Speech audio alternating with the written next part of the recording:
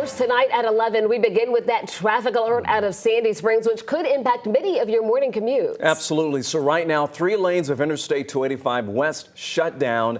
The same goes for the Mount Vernon Highway Bridge as crews make emergency repairs to the overpass.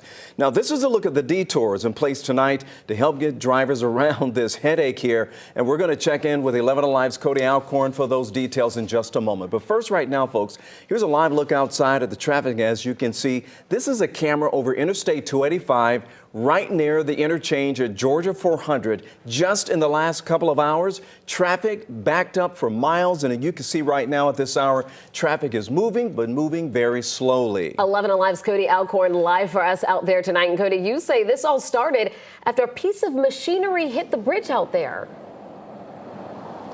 Jennifer, that's right. It was an excavator on a semi-flatbed being hauled down the westbound lanes when the boom, kind of the arm on that excavator, hit this overpass, causing all of this mess. Now, just in the last hour, the DOT updating us that their goal is to have 2 more lanes open by that morning commute. And this is where they're working here right behind me. So the goal for DOT is by the time you get up and head to work, they're only going to have 1 lane in the westbound side closed. It's still going to be some delays, but Mount Vernon Highway will remain closed for an extended amount of time because crews are still evaluating that overpass, and they're still trying to make sure it is sturdy enough to take on the traffic that is going over that on a daily basis. So this is some chopper view from earlier today, and the backup was for miles. This thing started around noon when that excavator hit that overpass, causing the issues here and the emergency repairs to have contractors come out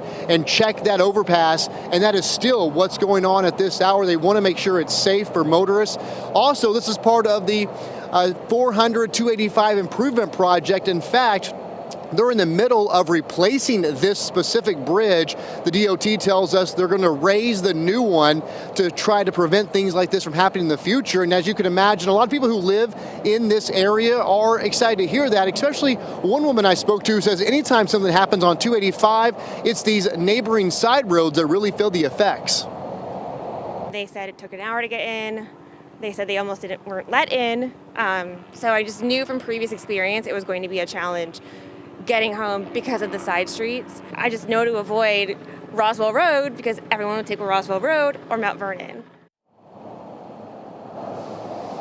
Now, there will be detours set up around Mount Vernon Highway as the bridge will remain closed. So just follow those detour signs. Again, if your morning commute takes you across the Mount Vernon Highway Bridge, which it does a lot of people in the Sandy Springs neighborhood, you might want to leave a little extra early in the morning to make sure you can get to where you're going on time. But hopefully the 285 mess here behind me on the westbound lanes will be cleared up by the time most people get up and head to their destinations. Ron and Jennifer. Yeah, that is the hope tonight.